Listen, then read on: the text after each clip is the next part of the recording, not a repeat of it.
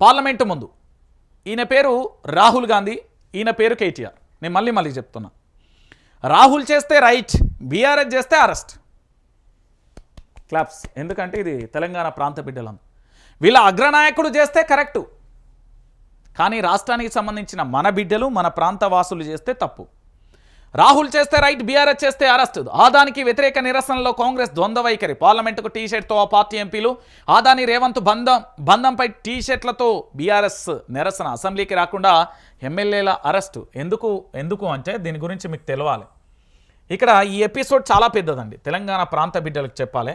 ఎందుకంటే ఈడున్న వ్యక్తి రాహుల్ గాంధీ, పార్లమెంటు ముందు ఇది రాహుల్ గాంధీ. మళ్ళీ ఈయన ఎవరో అనుకునేటోళ్ళు రాహుల్జీ. ఇగో ఇక్కడ మన బీఆర్ఎస్ పార్టీ అంటే మన తెలంగాణ ప్రాంత బిడ్డలు, మన బిడ్డలు.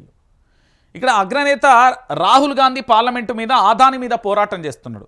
ఇదే తెలంగాణలో నల్గొండ జిల్లాకు సంబంధించి ఇక్కడ రామన్నపేటలో ఇప్పటికీ ఆందోళనకరమైన పరిస్థితులు ఉన్నాయి. దాంతోపాటు కొడంగల్కు సంబంధించి అదే పరిస్థితి. దాంతోపాటు ఇప్పటికే ఆదాని వ్యవహారం చిలికి గాలివానలా మారిపోతే రాష్ట్ర ప్రభుత్వమే 10 మెట్లు దిగువచ్చి రాష్ట్ర ప్రభుత్వమే ఏంటంటే నేల మీదకి వచ్చేసి 100 కోట్ల విరాళాన్ని తిరిగి పంపిన పరిస్థితి చూసాం.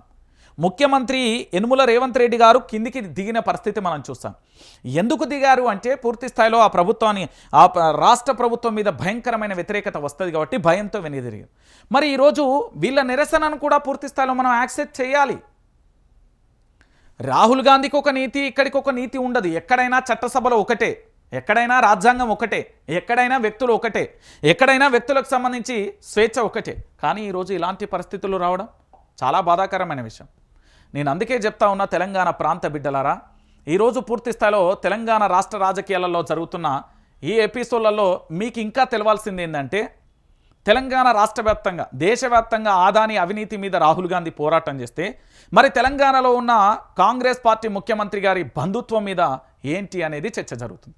సో ఈ రెండింటికి సంబంధించి తెలంగాణ ప్రాంత బిడ్డలే వాళ్ళే న్యాయ నిపుణులుగా వాళ్ళకే వదిలేద్దాం. మరి దాని గురించి చెప్పాలి. ఇక నిన్న జరిగిన